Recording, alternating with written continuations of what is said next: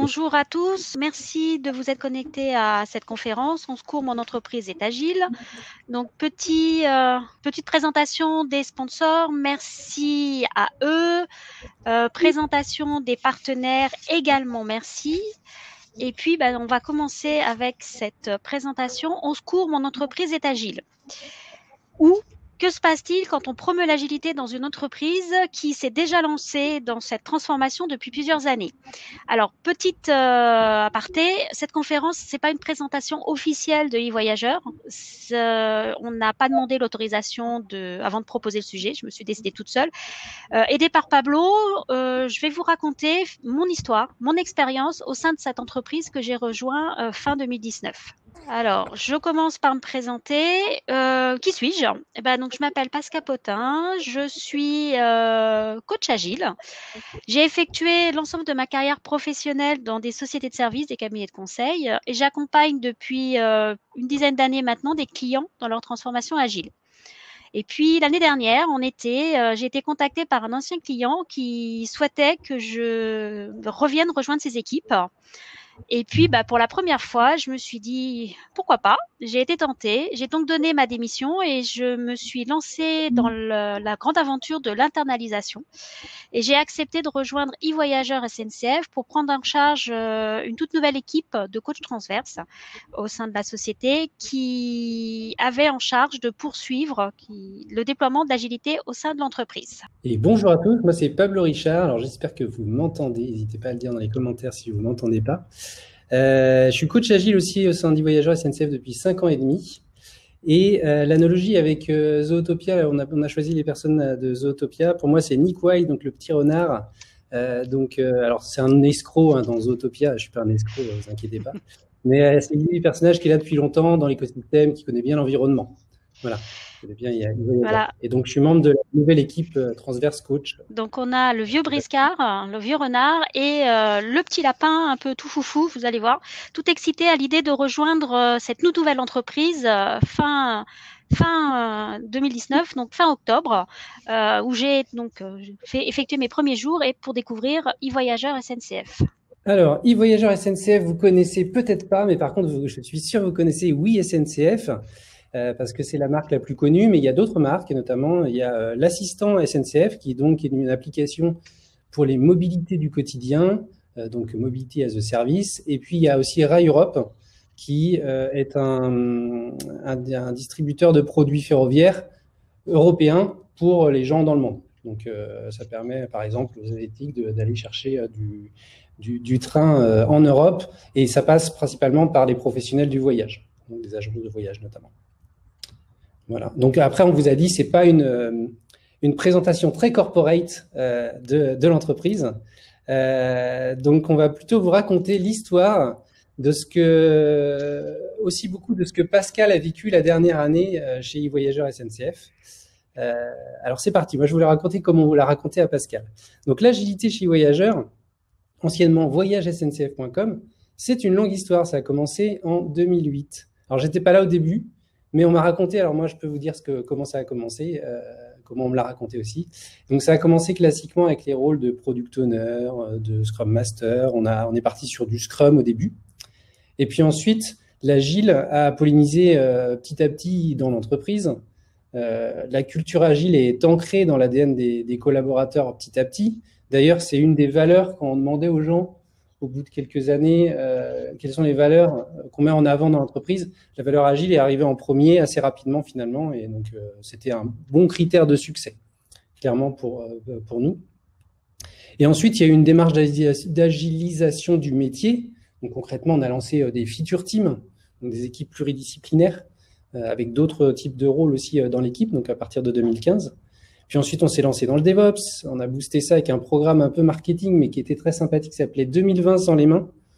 Ça nous a amené le concept de Chaos Engineering, mais ça nous a surtout permis de passer de l'équipe de delivery à l'équipe qui est en charge d'un produit. Donc ça, c'est top. Et puis, en 2019, il y a un besoin d'échelle qui s'est fait sentir. Parce que, oui, l'entreprise a beaucoup grossi. L'identité a changé aussi beaucoup, de passer de voyagesncf.com à Oui SNCF, puis e-voyageurs SNCF. Bon, c'était assez complexe aussi à à traiter. Et c'est principalement cette histoire qu'on va vous raconter aujourd'hui, cette année 2019-2020.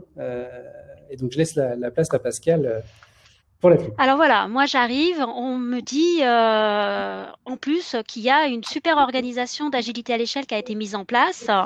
Donc là, moi ça me fait rêver. Je me dis chouette, super, c'est fantastique. Ils ont même pensé à faire de l'agilité à l'échelle, de revoir l'organisation, c'est fantastique. Et donc ils me disent, on a mis en place un super modèle d'organisation cellulaire. Alors là, ok. Par contre, moi, l'organisation cellulaire, je comprends pas, je sais pas ce que c'est. Donc, du coup, je commence à me renseigner. Alors, je suis quelqu'un qui lit beaucoup. Donc, du coup, je cherche dans la littérature sur ça pour comprendre ce que c'est que le sujet. Et je m'aperçois qu'en fait, ce mode d'organisation cellulaire date des années 50. Ça vient d'équipes qui étaient semi-autonomes dans les mines de charbon en Angleterre. Donc, c'est assez loin de l'informatique. Et puis, il y a un cabinet londonien qui a modélisé ce mode de fonctionnement dans les années 50 pour expliquer quels étaient les comportements de ce type d'organisation. Donc, ce qu'il faut savoir, c'est que ce modèle d'organisation permet que toute l'entreprise, finalement, fonctionne comme une seule et même équipe. L'autorité est répartie dans entre l'ensemble des membres de l'organisation. Et le pouvoir de décision, il est complètement décentralisé, il est au plus près possible de l'action. Alors, ce modèle cellulaire, on le trouve assez souvent dans la nature. Donc, je vous ai mis deux exemples notamment. Donc, on le trouve dans les flocons de neige, dans les choux romanesco, mais aussi dans les nuages, dans nos vaisseaux sanguins. Et c'est ce type d'organisation qui est finalement au cœur de l'holacratie. Donc là, moi, je trouve ça hyper chouette. Donc, les principales caractéristiques de cette organisation cellulaire, c'est d'abord l'autosimilarité. Ça veut dire que chaque service, chaque sous-ensemble de l'entreprise est organisé de manière similaire, que ce soit à l'échelon supérieur ou l'échelon inférieur, un peu comme dans une image fractale.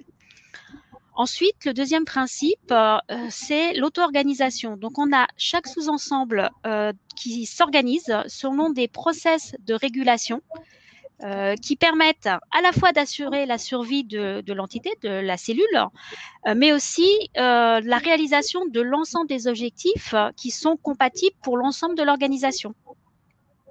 Donc, comme dans une cellule d'un organisme vivant, il y a à la fois sa propre survie et puis aussi la survie de l'entité à laquelle il appartient. Le dernier principe, la dernière caractéristique de ces modèles d'organisation cellulaire, c'est la communication.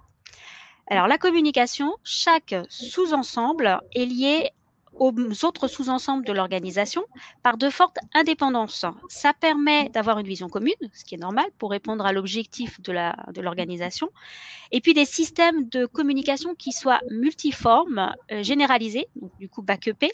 Comme entre toutes les cellules d'un même organisme vivant, il y a plusieurs façons pour ces cellules de communiquer. Ça permet à l'organisme de récupérer du feedback de son environnement et compris de son environnement extérieur, de son écosystème. Alors concrètement, comment ça a été mis en place au sein d'eVoyageurs Technologies ? Ils ont décidé d'incarner ces trois principes d'organisation cellulaire sur trois composantes, donc à chaque niveau de l'organisation, qui sont le produit. Donc, avoir une composante porteur de la valeur, finalement, de la valeur de l'entreprise, valeur produit. Une composante technique qui va concerner tout ce qui est process de delivery, exploitabilité, supervision, alerting, innovation et urbanisation, donc vraiment la partie tech. Et puis, une dernière composante qui va être liée finalement à toute la partie communication, c'est la systémique, le pilotage. Donc, c'est là qu'on va retrouver l'animation et l'agilité. Cette dernière composante assure le bon fonctionnement de la cellule. Alors, en termes d'implémentation concrète, très très concrète, on a l'équipe applicative qui est la cellule de base, donc donc ça peut être des équipes, on peut les appeler team, équipe, squad, feature team, component team ou autre. Elle peut faire du Scrum, du Kanban, du Scrumban ou toute autre méthode qui est juste pertinente pour adresser ses besoins. Et les principaux rôles, c'est Scrum Master, Product Owner, Lead Tech, développeur dans l'équipe. Ensuite, on a le domaine. C'est une couche qui n'existait pas avant et donc qui fonctionne avec... c'est une couche intermédiaire finalement. donc qui fonctionne aussi avec des nouveaux rôles, donc Product Manager, Lead Tech Domaine, Scrum Master systémique parfois, on ne l'a pas partout, et Delivery Manager. Voilà. Et puis, tous ces domaines sont regroupés en factories. Alors, les factories, c'est ce qui correspond pour la plupart chez nous à des marques, donc par exemple Oui SNCF ou l'assistant SNCF, qui sont bien des marques finalement, des applications derrière, ou un regroupement logique fort comme l'intelligence artificielle. Et donc les rôles inhérents à ces factories, c'est les responsables de factory, les head of product. Donc, vous l'aurez compris, l'enjeu ici, c'est de créer les bons silos, parce que les silos, c'est utile pour adresser, là en l'occurrence, le métier ou une business unit, ou une marque. Le problème des silos, c'est qu'à un moment, on est dans la même entreprise, on est dans le même bateau, il va falloir trouver un moyen de désiloter. Donc, en plus, on est sur 3 sites géographiques, il y a Nantes, Paris et Lille, donc ça crée aussi un silo naturel. Voilà. Donc, comment on fait pour désiloter ? Et c'est là que le cercle intervient. Donc, le cercle, c'est l'outil organisationnel qui a été trouvé, qui se base sur les principes des guildes ou des communautés de pratique, qui est transverse à toutes ces factories et qui permet de désiloter en rassemblant des compétences similaires, donc les devs par exemple, ou les testeurs, ou le support client, ou des choses comme ça. Voilà, on a des compétences de ce type-là. Ça ne veut pas dire que ce n'est pas ouvert aux autres compétences d'ailleurs, ou aux autres rôles dans l'entreprise ou métiers. Et donc, chaque cercle a un sponsor dans l'équipe de direction. Alors, voilà pour l'organisation 2019. Et puis, quand j'arrive, fin 2019, on me dit, il y a un super chantier, un super programme qui se lance, un programme très ambitieux pour 2020, pour aller en faire encore plus d'agilité au sein de l'entreprise. Donc, ce programme, il permet de rester performant et d'améliorer notre frugalité. Donc, nouveau terme, nouveau buzzword. Et donc, il a comme objectif de passer une étape de maturité sur l'agilité à l'échelle, d'avoir une prédictibilité maîtrisée, une adaptabilité des équipes, de piloter en global les projets transverses et d'améliorer en continu les process de delivery en remettant le client au centre de l'agilité. Alors, il faut comprendre le client comme étant moi, vous, les voyageurs qui commandent des billets et qui voyagent ensuite via les trains de la SNCF. C'est pas si simple quand on est au centre de la SNCF. En tout cas, c'est fantastique, je suis ravie de me mettre au boulot. J'ai ma fiche de poste, j'ai un super programme à lancer en 2020. Il n'y a plus qu'à se mettre au boulot. Alors, la première étape pour se mettre au boulot, ça a été de créer mon équipe, puisque j'arrive, il n'y a pas encore d'entité transverse de cellule de coach. Donc, ça a été ma première rencontre avec Pablo. Alors, Pablo, il est coach interne et il est à Nantes. Donc, on a eu des échanges et il accepte de rejoindre l'équipe. Alors, je pense qu'il a quand même un peu hésité avant de venir. Il a dû se demander quand même qui j'étais, ce que je venais faire dans cette boîte. Et puis, 2 autres coachs qui étaient aussi présents dans l'écosystème, qui sont des coachs externes. Eux, on leur demande pas, ils sont rattachés directement à mon entité. C'est Raphaël à Paris et Benoît, qui est un coach à Lille. Et puis la petite dernière, ça a été Gaëlle. Alors je dis petite, elle est plus grande que moi, mais petite jeune, Gaëlle, qui est une coach aussi agile et qui est une facilitatrice graphique qui rejoint l'équipe. Et donc on a une super équipe de 5 personnes. Donc je fais bien les choses, je crois. Donc j'effectue une réunion de lancement de l'équipe, bien sûr. On se réunit tous entre nous, on crée un super logo. Un nom d'équipe, on n'a pas fait très original, l'équipe s'appelle Coach, mais pour collectif d'agilitateurs du changement. Et puis bien sûr, on va lister nos savoir-faire, nos savoir-être, on va identifier nos valeurs communes, nos compétences, etc. Suite à cette création d'équipe, j'effectue quelques présentations à l'ensemble de l'écosystème pour indiquer que ça y est, on a une nouvelle équipe de coachs qui vient de se créer au sein de e-voyageurs SNCF. Donc, je fais des présentations au cercle et puis aux managers. Donc, il n'y a plus qu'à lancer le chantier agilité à l'échelle. Donc, on se met en marche. On a le mandat. on peut aller vers plus d'agilité. Donc, comme je ne connais pas le contexte, je viens d'arriver, avant de lancer le programme, quand même, je m'appuie sur les retours et les feedbacks des coachs qui sont déjà là depuis quelques temps. Des équipes aussi qui les accompagnent, bien sûr. Et puis, j'interroge, je fais des interviews des managers pour connaître leurs points de douleur, leurs attentes vis-à-vis justement de cette transformation vers plus d'agilité à l'échelle. Et puis, toute l'équipe, on construit ensemble des actions d'amélioration, en cible, des objectifs concrets avec des indicateurs, notre feuille de route pour se mettre en route. Et puis, on se dit, ça y est, c'est parti sur les chapeaux de roue. Eh bien, en fait, pas vraiment. Parce que qu'est-ce qui se passe? C'est qu'après plusieurs mois, de lancement de ce chantier, il ne s'est pas passé grand-chose. On n'arrive absolument pas, moi je n'arrive pas à ouvrir les portes pour avoir des périmètres sur lesquels intervenir.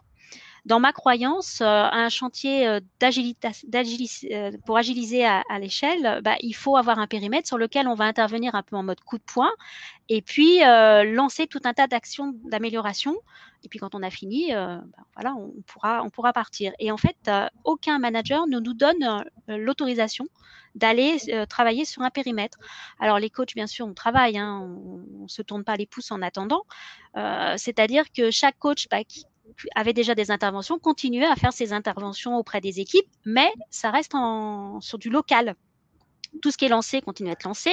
Il y a bien sûr de nouvelles sollicitations d'équipes pour aider à intervenir. Dès qu'on peut, on essaye de tirer vers plus d'agilité. Mais ça, c'est de manière opportuniste jusqu'à ce que finalement, le coach se fasse retoquer, se dise merci, c'est bon, tu as fait ton boulot, on n'a plus besoin de toi. Donc, ce que l'on peut résumer, en fait, c'est que l'équipe avait le mandat, on avait la mission. Moi, je suis venue spécialement pour ça, mais par contre, aucun sponsoring, c'est-à-dire aucun manager pour nous introniser dans une équipe pour pouvoir aller l'aider par la suite. Alors là, j'ai un gros moment de doute. Je me demande qu'est-ce qui se passe, comment ça se fait que je n'arrive pas finalement à faire la mission pour laquelle je suis arrivée. Je souffre du syndrome de l'imposteur. Donc, pour ceux qui savent ce que c'est, ils vont se reconnaître aussi. C'est-à-dire que je me dis, j'ai mal fait quelque chose. C'est pas possible. J'y arrive pas. Qu'est-ce qui se passe? C'est forcément moi qui marche pas. Ou alors, je me dis aussi, manager, finalement, j'ai eu l'impression d'avoir une équipe, une organisation super agile. Peut-être que les managers, finalement, non, ils sont pas tant agiles que ça et donc ils résistent. Ou alors, c'est peut-être le cas classique, ils disent qu'effectivement, il faut améliorer les choses, mais c'est plutôt chez les autres et pas chez moi. Donc, c'est normal qu'ils ne me donnent pas de périmètre. Il y a peut-être aussi un refus des équipes, on ne sait pas. Peut-être que leur niveau de maturité fait qu'ils n'ont pas encore compris qu'il fallait aller vers plus d'agilité en transverse. Je ne sais pas. Et puis, la dernière interrogation que j'ai, c'est finalement, cette entité transverse de coach, est-ce qu'elle a besoin d'être là? Peut-être qu'on n'est pas utile dans le système en tant que coach agile. Alors oui, dans les commentaires, on voit sympa l'ambiance. Oui, effectivement, sympa l'ambiance. C'est exactement ça. Alors bon, c'est quand même notre métier de se prendre des baffes et puis d'y aller quand même. Donc on prend notre bâton de pèlerin, même si on n'a pas l'habitude totalement de faire tout ça. On demande à la direction ce qu'ils souhaitent finalement, on va aller questionner leur but, leurs irritants. J'appelle ça donner des coups de fourchette.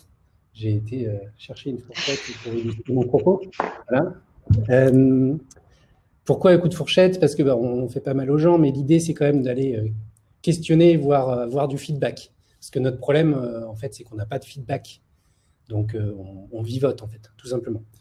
Mais l'idée derrière, c'est aussi de changer un peu de posture, de partir d'une posture un peu plus, donc une posture basse qu'on avait à l'origine, à une posture peut-être un peu plus haute, et de proposer des choses, des interventions des équipes plus concrètes, un accès à middle management, ce que disait Pascal, voilà, nous introniser, des choses comme ça. Et donc, on fait cette proposition super concrète au management. Voilà, où va-t-on maintenant pour intervenir? Et voilà, la réaction qu'on a en face, c'est comme dans le film, c'est super lent, il ne se passe pas grand-chose. Et on en arrive à la conclusion que finalement, c'est une véritable révélation, en tout cas pour moi, c'est que si on n'arrive pas finalement à lancer ce programme, c'est au nom de l'agilité même et de l'autonomie des équipes. Ce qui bloque nos actions, c'est bien parce que justement l'entreprise est habituée à être agile et donc ça depuis de nombreuses années. Et du coup, moi qui étais là pour monter à l'échelle, faire monter à l'échelle les équipes, eh ben, j'en tombe très vite. Le premier principe de l'agilité, c'est l'agilité, ça veut dire autonomie des équipes. Et effectivement, les managers notamment nous indiquent que c'est aux équipes de se débrouiller. En tout cas, c'est une croyance très forte chez eux. Ils ont une très grande confiance en leurs équipes. Et donc, pour eux, c'est les équipes qui doivent se transformer. Les équipes sont matures. Il n'y a pas de raison, mature, autonome, il y a de l'autonomisation qui a été mise en place, les équipes sont responsables, il n'y a pas de raison qu'elles ne prennent pas en charge la boucle d'amélioration continue, et ce, même au niveau systémique, pour pouvoir s'améliorer au fur et à mesure et étendre l'agilité à l'échelle de l'organisation. Alors bon, en fait, on est dans une entreprise qui se dit agile depuis très très très longtemps aussi. Donc, au bout d'un moment, ce que ça a créé aussi, c'est que l'agilité au niveau équipe est extrêmement forte. En tout cas, c'est comme ça qu'elle est présentée par l'équipe et à l'extérieur de l'équipe, notamment par le management. Et finalement, ils n'ont pas l'habitude qu'on vienne les embêter de l'extérieur. Un exemple très concret de choses qui pose problème sur un site de e-commerce très connu, je vais pas le nommer, et qui est techniquement de la page de home jusqu'à la dernière page, on peut se retrouver avec 5 frameworks front différents qui sont utilisés et qui posent des problèmes de performance quand même super importants. Et du coup, ça commence à embêter, ça commence à se voir, disons qu'il y a des problèmes d'échelle. Ça a des impacts très, très concrets. Et donc, il faut qu'on arrive à sortir de ce silotage tribal, de ces villages gaulois, et la volonté d'indépendance, parce qu'on est passé de l'autonomie finalement à l'indépendance, il y a quelque chose à faire, quoi. Voilà. Donc c'est là-dessus que nous on voulait travailler et on ne voulait plus entendre nous n'avons besoin de personne, qu'on n'entendait pas forcément au quotidien. Les gens nous le disaient pas, mais c'est ce qui se passait en réalité quand on allait voir les gens. Alors, une autre problématique, c'est que l'agilité, ça veut dire priorisation par la valeur. Donc, l'entreprise a investi, les managers, le top management a investi depuis plus de 12 ans sur l'agilité, que ce soit sur du delivery, sur le métier plus agile et sur du DevOps. Donc, du coup, ils me disent notamment à moi dans les comités de direction, pas de souci pour investir, mais prouvez-moi que ça va me rapporter de la valeur. Le contexte fait qu'en plus, fin 2019, je pense que les Parisiens s'en souviennent, il y a eu des grosses grèves de cheminots. Ensuite, bien sûr, avec le Covid et le confinement, ça n'a pas aidé finalement à ce que l'on arrive à vendre des billets de train pour que les gens puissent voyager. Donc du coup, grosse baisse de budget et la hiérarchie demande vraiment que l'on puisse lui indiquer combien de millions d'euros on va gagner si on lance ce programme d'agilité à l'échelle et si on lance ce chantier un peu coup de poing sur différents paramètres. Alors, moi, personnellement, je crois vraiment en l'agilité. Je sais que l'agilité apporte de la valeur à une entreprise, mais pour le chiffrer concrètement en millions d'euros, j'ai un peu de mal. J'ai même beaucoup de mal. Je ne sais pas comment chiffrer ça. Sur du délivré agile, éventuellement, on peut trouver des indicateurs d'amélioration de TTM ou de valeur, ça peut marcher. Mais sur quelque chose de plus global, de plus transverse, à un niveau programme ou à un niveau entreprise, j'ai du mal. En aparté, il y a un cabinet qui a été mandaté, c'était en 2019 aussi, un cabinet stratégique qui a été mandaté pour effectuer un audit au sein de l'entreprise. Et donc, ce cabinet avait identifié comme effet de levier de performance, la mise en place de l'agilité à l'échelle. Et donc, eux, ils ont réussi via des ABAC, je ne les connais pas, mais en tout cas, ils nous ont donné un chiffre de gain qui pouvait être apporté par justement ce passage à l'agilité à l'échelle. Alors, ils ont également indiqué qu'il y avait un budget quand même, mine de rien, il fallait investir aussi, et notamment investir en nombre de coach, parce que 5 personnes pour une entité, enfin une organisation qui fait plus de 1000 personnes, ça faisait un peu juste. Donc, malgré ces chiffres avancés par le cabinet extérieur, ça n'a pas suffi pour convaincre l'organisation. Du coup, nous, aussi pour travailler sur l'échelle, hein, donc on avait quand même un outil organisationnel pour ça, et ça s'appelle les cercles, ou les communautés de pratique. Hein. Donc déjà, et c'était avant 2019, ça, on avait commencé à travailler sur ce décilotage. Donc moi, j'avais participé à la création des cercles, notamment, en tant que coach. Et on avait une feuille de route assez sommaire, finalement. C'était un peu de l'autodirection. Hein. C'était pas très. Et tant mieux, à la limite, voilà, fallait découvrir, quoi. Et donc, il y avait cette idée de partie existante, ce qu'il y en avait dans l'entreprise, voilà. Et de savoir si on allait finalement les mettre ensemble sous une même bannière ou alors les laisser vivre finalement dans leur coin, entre guillemets, sachant qu'il y avait un changement aussi organisationnel dans la mesure où on disait un cercle, c'est autour d'une compétence clé, comme développeur par exemple, et donc il y a des cercles il y a des communautés de pratique qui étaient petites par rapport à cette échelle-là. Donc il fallait trouver le juste milieu. Et la différence, c'est que les cercles ont un accès à la direction. Et l'idée, c'était de prendre finalement la stratégie de l'entreprise et aussi de l'implémenter grâce à ces cercles-là pour pouvoir s'adresser à toute l'entreprise. Et du coup, il y a un truc moi j'ai trouvé ça assez drôle. Alors ça fait écho au slide d'avant sur le ROI, puis je vois dans les commentaires le ROI, ROA. Qu'est-ce qui se passe quand la direction arrive et dit bon, les cercles, c'est bien, mais qu'est-ce que ça me rapporte en ROI? Ah, donc là, gros moment de solitude. Et on a créé ce petit visuel là qui permet de bien comprendre les enjeux, ce qui se passe ici. En fait, un cercle, c'est à la fois une communauté de pratique, et je pense que ça marche aussi en fait pour les communautés de pratique dans vos entreprises. Une communauté de pratique, ça marche beaucoup sur l'envie, c'est fait dans l'épaisseur du trait. Ça ne demande pas un sponsorship forcément très fort, puisque les gens ont des étoiles dans les yeux, ils aiment leur métier, pouf, ils vont partager. Et donc, le type d'action qu'on peut s'attendre à avoir, c'est du partage, c'est de l'amélioration, éventuellement de la décision commune. Il ne faut pas s'attendre non plus à être en mode projet, entre guillemets. Sauf que l'entreprise attend, et dans la demande de ROI, elle attend des choses qu'elle peut finalement mesurer plus facilement, voir concrètement. Et ça, c'est une équipe projet qui va le faire, avec un cadre fort, un budget établi. On va faire des choses comme synchroniser les gens, accompagner au quotidien, contribuer, même faire du code, des choses comme ça, enfin des projets, quoi. Et ça, c'est plus facilement chiffrable en ROI. Et ça demande, pour le coup, un sponsorship fort.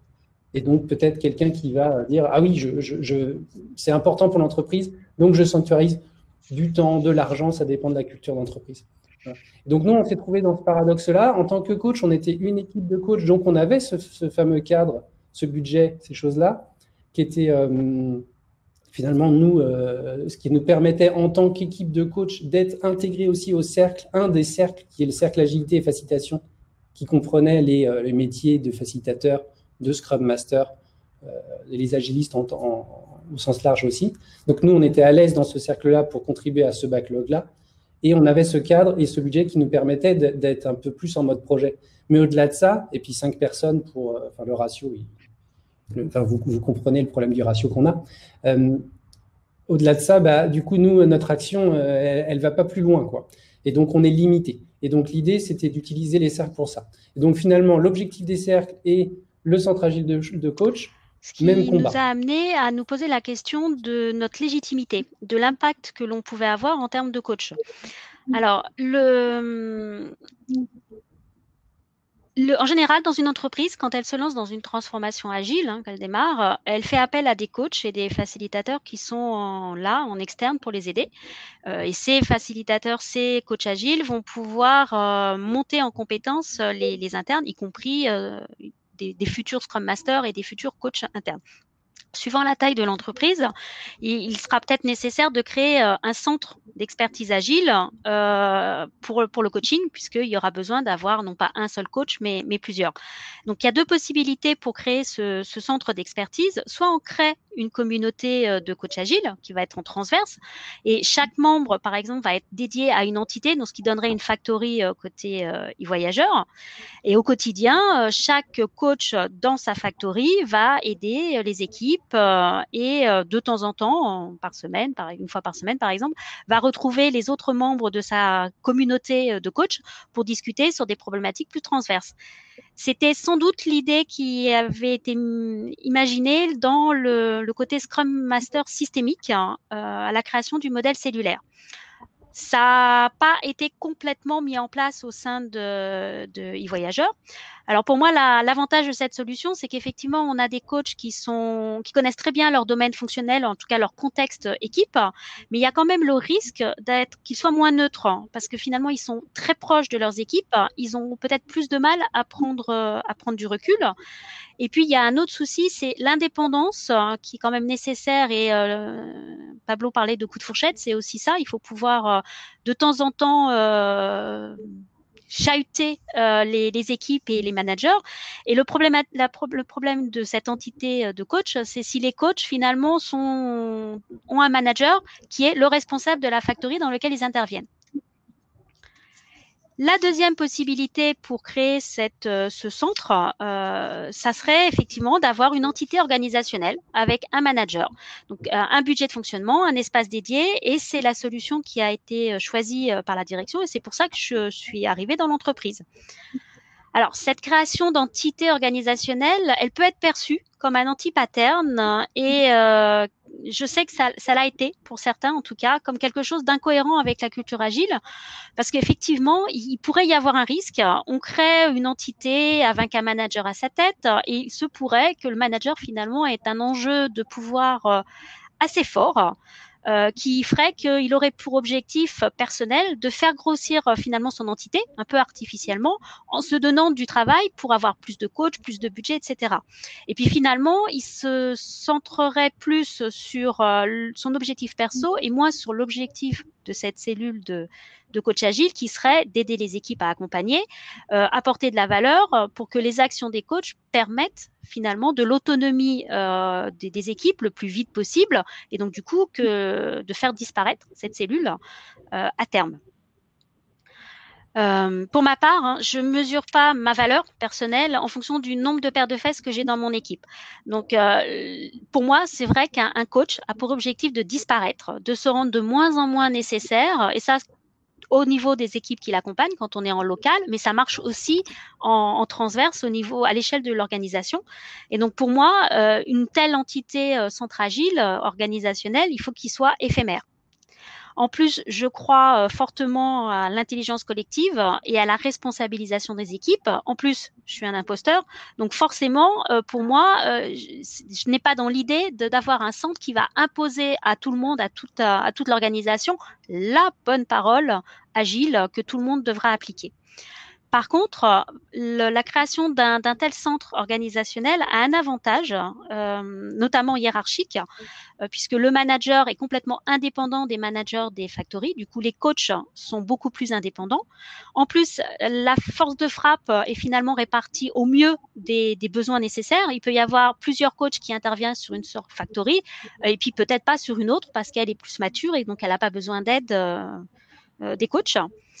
Et puis en plus, l'intérêt, c'est que en tant que manager de cette cellule, j'ai accès direct au CODIR et donc ça simplifie beaucoup les messages et les demandes.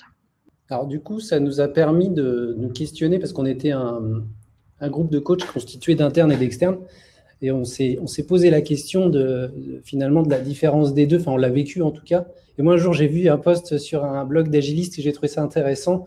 Il y avait un poste qui s'était ouvert dans une entreprise en interne et il y avait des coachs qui questionnaient pourquoi c'était pas un externe et ça devait être un externe, le coach agile. Donc la question s'est posée. Alors du coup, nous, on a trouvé quelques avantages, quelques inconvénients des deux rôles. On va vous les lister rapidement. Alors déjà, en coach interne, moi, je connais mieux le sujet puisque je suis interne. Il connaît bien son écosystème, il connaît bien le contexte, le fonctionnement de l'entreprise, la politique, puis le business aussi. On va au séminaire, on voit la direction parler aux salariés, on voit les enjeux, on est conscient que quand on nous demande un ROI, bah derrière, il y a un enjeu business et on le ressent parce qu'on le vit aussi. Et ça, je pense que c'est important de le comprendre. Contrairement au coach externe qui n'a pas forcément le temps d'appréhender tout ça, ou il met longtemps. Donc, c'est pas forcément simple pour lui d'apprendre ça. Et puis après, le coach interne, il fait aussi partie des murs, ce qui peut être un gros problème. C'est qu'au bout d'un moment, notre expertise, elle n'est pas forcément vue. On n'est pas forcément vu comme un spécialiste. On n'est pas là pour une mission. On fait des choses très diverses et variées. Alors du coup, des fois, ça peut paraître un peu étonnant pour les restes de l'écosystème. Et puis, on n'est pas là pour faire notre propre pub finalement non plus. Hein. Donc, c'est pas. Donc, les gens ne comprennent pas forcément toujours pourquoi et ce qu'on fait. La mission en interne, elle est pas toujours claire, voire elle n'est pas claire du tout. Donc, c'est pas simple aussi de se donner, de suivre une mission. Et puis, on est perçu comme des gens de pas productifs par le management. Donc, forcément, vous savez bien, vous le vivez sûrement peut-être chez vous. Voilà. Donc, puis ça peut arriver aussi des fois qu'on se grille sur un écosystème, on rate une facilitation ou même on l'a réussi, donc elle est perçue comme ratée. Parce qu'on a donné un petit coup de fourchette, peut-être un petit peu trop. Je ressors ma fourchette, si vous voyez la vidéo. Voilà. Peut-être que le coup de fourchette a été un peu trop loin. Voilà. Et puis après, il peut y avoir des faits de copinage perçus, des choses comme ça.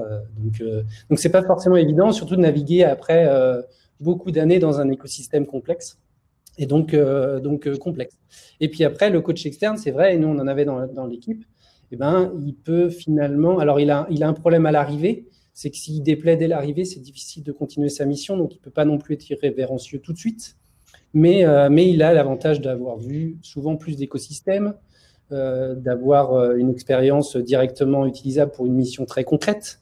Je vois que les commentaires se déchaînent sur ce sujet, mais on en parlera vraiment à la fin. Donc, le côté siège éjectable, quand il le vit bien et qu'il fait très bien son boulot, bah, ça peut être une force pour lui, donc ça, c'est top.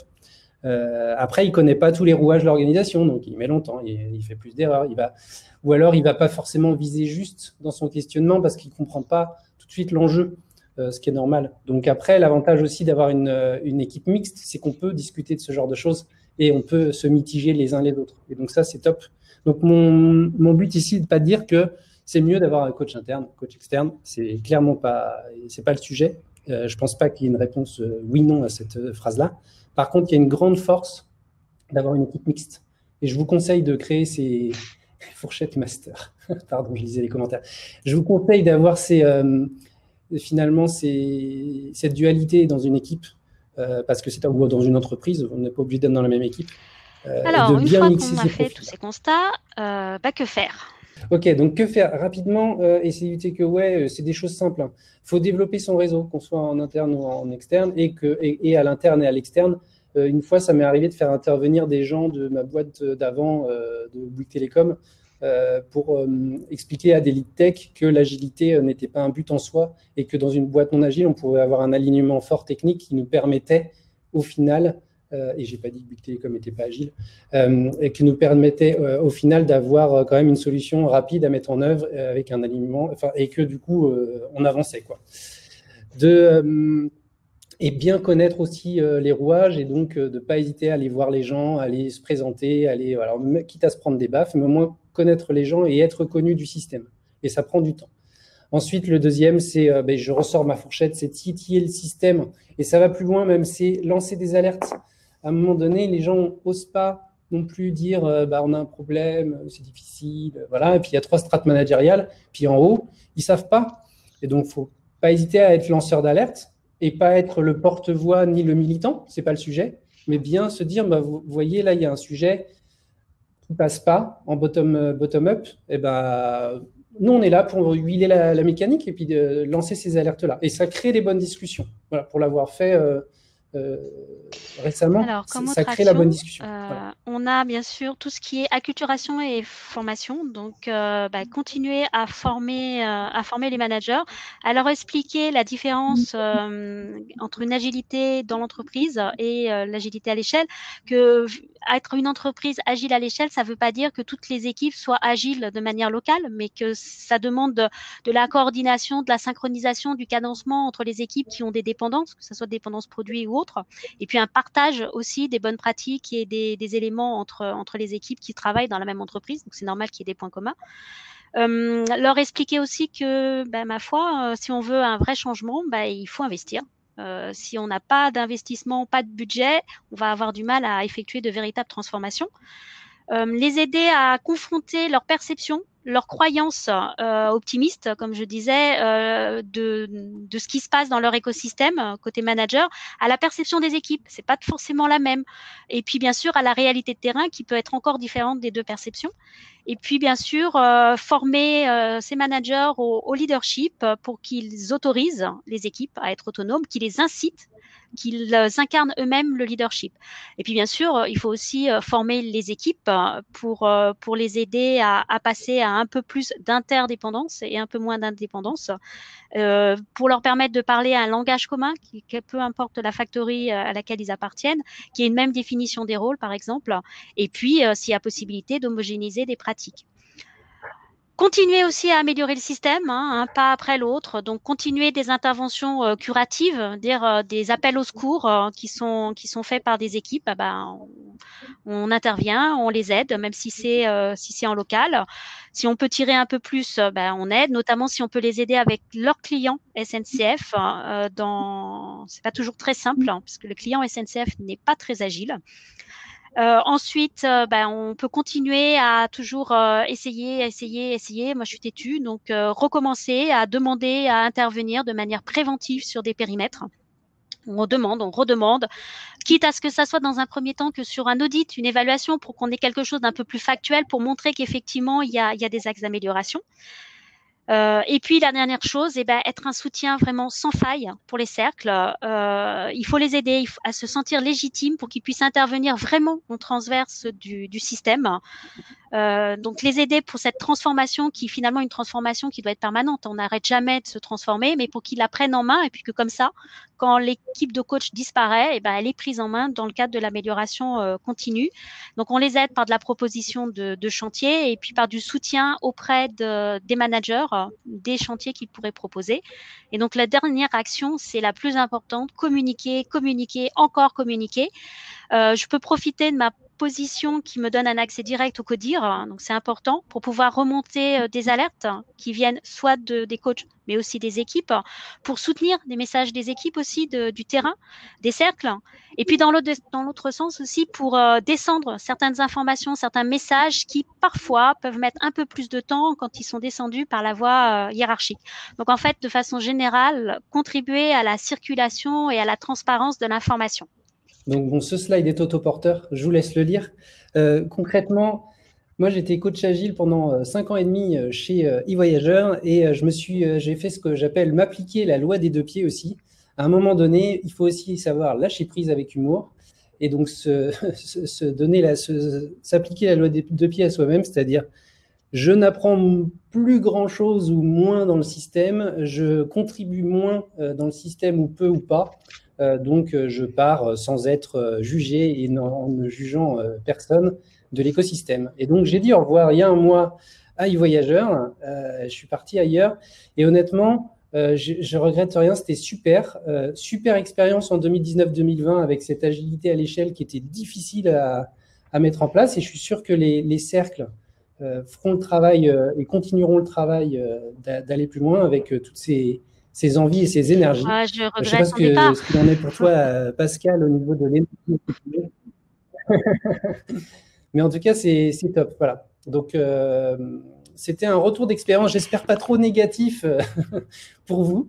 Il y a plein de questions. Alors, il nous reste 5 minutes avant 13h, avant de passer sur la table ronde. Donc, je ne sais pas s'il y a des questions qui étaient un peu récurrentes. Alors, il y a un paquet de questions. Je crois que vous avez battu le record des questions posées. Notamment Olivier et Charles qui ont énormément été actifs. Donc, il y avait quand même une question récurrente sur les managers. Finalement, est-ce qu'ils ont été réellement formés? Est-ce qu'ils ont été accompagnés? Est-ce qu'aujourd'hui, ce sont devenus des host leaders? Alors, je vais répondre pour ça. Ma perception, parce que ça fait finalement, ça fait pas encore un an que je suis dans l'entreprise, j'ai vraiment l'impression que les managers, alors je parle manager au niveau responsable factory, donc quand même assez haut niveau. Au CODIR, je l'ai senti aussi, mais je l'ai senti aussi au CODIR, donc le comité de direction, donc le niveau encore au-dessus. Mais ne serait-ce qu'au niveau de responsable de factory, il y a vraiment, c'est dans l'ADN. Là, le constat, il est un peu négatif parce qu'effectivement, je me suis pris des murs alors que j'avais des grandes envies, mais l'ambiance et l'entreprise est vraiment super. Elle est vraiment, l'agilité est vraiment dans l'ADN de l'entreprise, y compris des managers, mais avec peut-être le côté un peu laisser faire. Effectivement, quand on est manager, on responsabilise ses équipes. Quand on est un manager agile, on responsabilise ses équipes. Mais il y a à certains moments, il faut quand même pouvoir décider et aider surtout les équipes. Et donc là, il y a un peu le côté, je laisse faire mes équipes parce que je sais qu'elles sont agiles, parce que j'ai confiance en elles. Et donc, je les laisse faire et se débrouiller toutes seules. Et il y a des fois peut-être qu'un peu d'aide et un peu de soutien, notamment par autoriser finalement les coachs à intervenir dans l'équipe pour les aider, ça ferait du bien. Il y avait un gros débat sur coach interne, coach externe, mais je ne vais pas rebondir dessus. Un mix des deux. Moi, c'est ma conviction forte, il faut un mix des deux. Alors pour ma part, en plus, comme je viens d'arriver, je ne me considère pas vraiment encore comme coach interne. Alors, effectivement, je suis payée par e-voyageur, c'est mon salaire, mais je suis encore, j'ai 10 ans d'extérieur, donc ça ne fait pas encore la balance et je ne connais pas encore suffisamment l'écosystème. Donc la dernière question, ça va être Olivia et Rémi sur ce Scrum Master systémique. C'est quoi le profil de ce Scrum Master? Qu'est-ce qu'on attend vraiment de lui? Est-ce qu'il fait partie de l'équipe? Enfin, voilà, il y avait beaucoup de questions sur le Scrum Master systémique. Tout à fait. Alors, je vais prendre celle-là. Scrum Master systémique. Alors, moi, j'étais Scrum Master au début. Je suis passé coach, entre guillemets, dans l'entreprise, mais je suis passé par la case de Scrum Master systémique. Donc, je peux vous en parler en tant que participant. En fait, le Scrum Master systémique, il s'extrait un peu de l'équipe. Il est plus opérationnel parce que souvent, les Scrum Masters ont quand même une part opérationnelle, même si c'est pas leur but premier. Et il s'occupe des rouages. Et donc, de tout ce qui va être extérieur à l'opérationnel, mais qui fait qu'une équipe est performante. Et donc, amélioration continue, qualité des interactions, bon, les principes agiles, hein, mais au niveau multi-équipe. Et donc, justement, c'est celui-là, c'est cette personne qui va plus facilement adresser l'agilité d'échelle parce que le manager, malgré tout, a du mal à le faire au quotidien. N'hésitez pas, si on n'a pas répondu à toutes vos questions ou si vous avez des interrogations supplémentaires, à nous contacter sur nos profils LinkedIn. Je pense que c'est ce qu'il y a de plus simple. Et puis, on espère un jour se voir en vrai, parce que là, on en a marre d'être à la maison. Donc, merci quand même de votre Et je vous enverrai les 2 pages de questions, parce qu'il y avait 2 pages de questions. Ah, d'accord, très bien. Eh ben, on y répondra alors. Merci à vous. Merci à tout le monde.